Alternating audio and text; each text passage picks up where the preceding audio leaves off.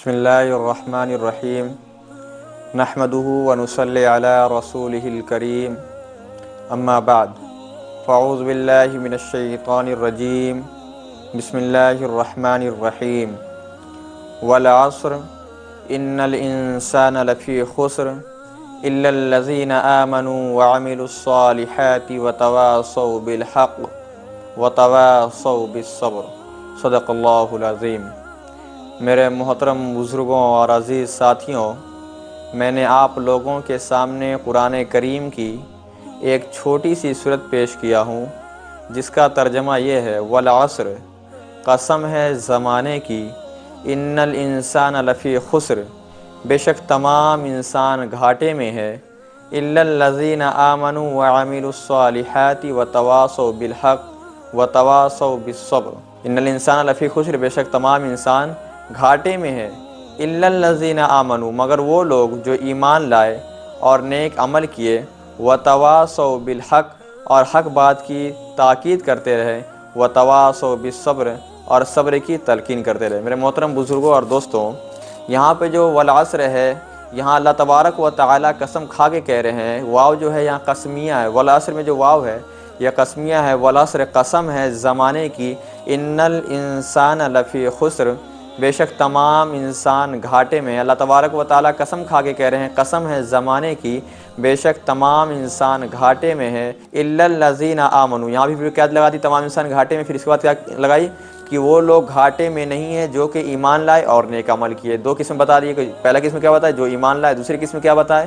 کہ جو لوگ نیک عمل کیا۔ اب تیسری قسم بتا رہے ہیں کہ حق بات کی تاکید کرتے رہے، حق نیک عمل کیا۔ اور پھر تیسری بات جو بتا رہے ہیں، وتواصوا بالحق، اور حق بات کی تاکید کرتے رہے، دوسروں سے جو بات کرتے رہے حق بات کرتے رہے اور خود بھی حق کے ساتھ جمے رہے۔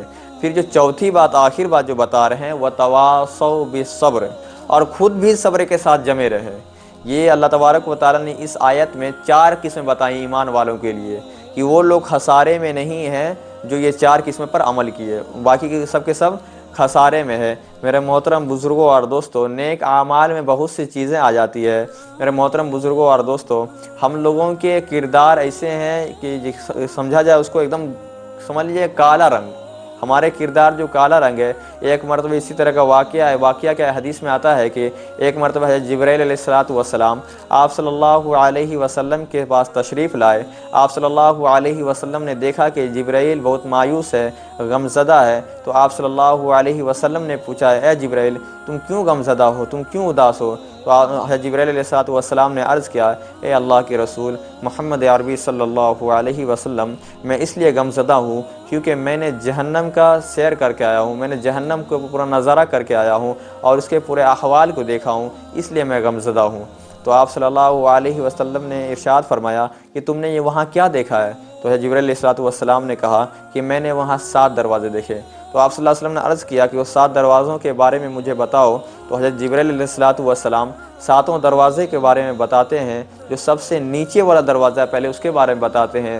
جو نیچے والے دروازے ہیں اس میں کہتے ہیں کہ منافق لوگ جائیں گے، سب سے جہنم کے جو نیچے والے دروازے ہیں اس میں منافق لوگ جائیں گے۔ پھر اس سے اوپر والا جو دروازہ 7ویں دروازے میں منافق جائیں گے۔ پھر اس سے اوپر والے کتنے دروازے ہیں؟ 6 دروازے۔ 6 دروازے میں کون جائیں گے اس کے بارے میں بتا رہے ہیں جبرائیل علیہ السلام۔ 6 دروازے میں وہ جائیں گے جس نے شرک کیا ہو، یعنی اللہ تبارک و تعالیٰ کے علاوہ کسی اور کو مانا ہو، اللہ کے علاوہ کسی اور کو مانا ہو، تو جس نے شرک کیا اس کو 6 دروازے میں داخل کیا جائے گا۔ پھر اس کے بعد جو 5ویں دروازے ہیں اس میں آپ صلی اللہ یعنی جبرائیل علیہ السلام نے عرض کیا، 5ویں دروازے میں سورج اور چاند کے پرشتے کرنے والے جائیں گے۔ پھر اس کے بعد 5ویں دروازے کے بعد جو بتا رہے ہیں 4تھے دروازے میں کون جائیں گے؟ 4تھے دروازے میں جو جائیں گے وہ آتش پرست لوگ جائیں گے۔ آتش پرست کسے کہتے ہیں؟ جنہوں نے آگ کی پوجا کیا ہوگا، وہ لوگ 4تھے دروازے میں داخل ہوں گے۔ پھر اس کے بعد جو تیسرے دروازے کا نمبر آتا ہے، تیسرے دروازے بتاتے ہیں کون لوگ جائیں گے، تو تیسرے دروازے میں یہودی لوگ جائیں گے۔ تیسرے کے بعد دوسرے دروازے کا نمبر آتا ہے، دوسرے دروازے میں کون لوگ جائیں گے، تو دوسرے دروازے میں بتاتے ہیں کہ دوسرے دروازے میں عیسائی لوگ جائیں گے، دوسرے دروازے میں عیسائی لوگ جائیں گے۔ یہ کہہ کر حضرت جبرائیل علیہ السلام خاموش ہو جاتے ہیں۔ تو آپ صلی اللہ علیہ وسلم کہتے ہیں اے جبرائیل تم کیوں خاموش ہو، تم کیوں خاموش ہو، پہلے دروازے میں کون جائیں گے، ذرا پہلے دروازے کے بارے میں ہمیں بتاؤ۔ تو جبرائیل علیہ الصلوۃ والسلام کہتے ہیں رہنے دیجیے اے آقا، رہنے دیجیے۔ آپ صلی اللہ علیہ وسلم کہتے ہیں نہیں، مجھے پہلے دروازے کے بارے میں بتاؤ۔ تو حضرت جبرائیل علیہ الصلوۃ والسلام عرض کہتے ہیں اے اللہ کے رسول، پہلے دروازے میں آپ کی امت کے وہ لوگ جائیں گے، آپ کی امتی کے وہ لوگ جائیں گے جنہوں نے بڑے بڑے گناہ کیے ہوں گے اور گناہ کی توبہ کیے بغیر ان کا وصال ہو گیا ہوگا، ان کا انتقال ہو گیا ہوگا، وہ لوگ جائیں گے اور گناہ ان کو ہدایت کی توفیق بھی نہیں ملی ہوگی، پہلے دروازے میں وہی لوگ جائیں گے۔ تو آپ صلی اللہ علیہ وسلم مایوس ہو جاتے ہیں، گھر تشریف لے جاتے ہیں اور کمرہ بند کر لیتے ہیں، باہر آتے ہیں، صرف نماز پڑھ کے پھر گھر تشریف لے جاتے ہیں، پھر مایوس رہتے ہیں، گھر ہی میں رہتے ہیں۔ لہٰذا اس طرح 3 دن گزر جاتا ہے، حضرت ابوبکر صدیق رضی اللہ تعالیٰ عنہ سے رہا نہیں جاتا ہے، وہ آپ صلی اللہ علیہ وسلم کے گھر تشریف لے جاتے ہیں اور دروازے پر دستک دیتے ہیں، کہتے ہیں السلام علیکم، لیکن کوئی جواب نہیں آتا ہے۔ حضرت ابوبکر صدیق رضی اللہ تعالیٰ عنہ وہیں سے واپس ہو جاتے ہیں، پھر وہ حضرت عمر کے پاس جاتے ہیں، کہتے ہیں اے عمر، حضرت عمر رضی اللہ تعالیٰ عنہ ذرا آپ جائیے، آپ ذرا معلوم کریے کہ کیا معاملہ ہے۔ حضرت عمر رضی اللہ تعالیٰ عنہ جاتے ہیں آپ صلی اللہ علیہ وسلم کے دروازے پر، وہ بھی دستک دیتے ہیں اور وہ بھی وہاں پہ عرض کرتے ہیں اے اللہ کے رسول السلام علیکم ورحمۃ اللہ، لیکن کوئی جواب نہیں آتا ہے، وہ بھی چلے جاتے ہیں واپس۔ پھر وہ سلمان فارسی رضی اللہ تعالیٰ عنہ کو وہاں بھیجتے ہیں، سلمان فارسی رضی اللہ تعالیٰ عنہ بھی جاتے ہیں، لہٰذا ان کو بھی کوئی جواب نہ ملتا ہے، وہ جاتے ہیں حضرت علی رضی اللہ تعالیٰ عنہ کے پاس۔ حضرت علی رضی اللہ تعالیٰ عنہ کہتے ہیں جب اتنی بڑی بڑی شخصیات، اتنی عظیم شخصیات وہاں تشریف لے گئے، ان کو کوئی جواب نہ ملا، لہٰذا ہم کو بھی نہ جانا چاہیے، ہم کو بھی کوئی جواب نہ ملے گا۔ تو وہ جاتے ہیں اپنے یعنی آپ صلی اللہ علیہ وسلم کی نور نظر بیٹی کے پاس، حضرت فاطمہ زہرا رضی اللہ تعالیٰ عنہ کے پاس، اور حضرت علی رضی اللہ تعالیٰ عنہ پورے واقعات کی تفصیل سے بیان کرتے ہیں۔ حضرت فاطمہ زہرا رضی اللہ تعالیٰ عنہ جب تشریف جاتے ہیں، کہتے ہیں ابا جان السلام علیکم، اندر سے سلام کا جواب آتا ہے۔ آپ صلی اللہ علیہ وسلم اپنی بیٹی کو بلاتے ہیں، حضرت فاطمہ رضی اللہ تعالیٰ عنہ پوچھتی ہیں کہ ابا حضور کیا معاملہ ہے؟ آپ صلی اللہ علیہ وسلم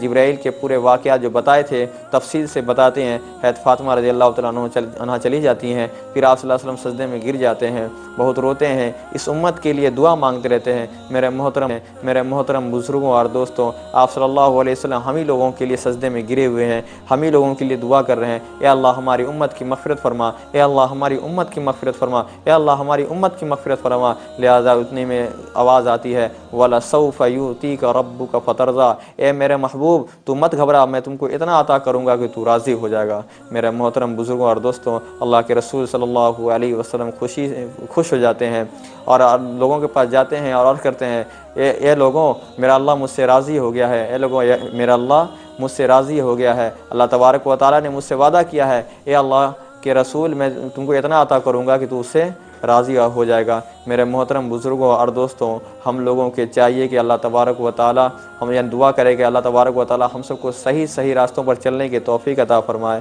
اور صحیح بات کہنے کی توفیق عطا فرمائے۔ میرے محترم بزرگوں اور دوستوں، ہم نے یہ پورے واقعات پس منظر آپ کو بتایا۔ میرا کہنے کا مطلب یہ ہے کہ میرے اعمال جتنے بھی یعنی کہ گڑبڑ ہیں اس کو درست کر لے اور اپنے اعمال کو صحیح طریقے سے دین کے راستے پر چلنے کی توفیق عطا فرمائے۔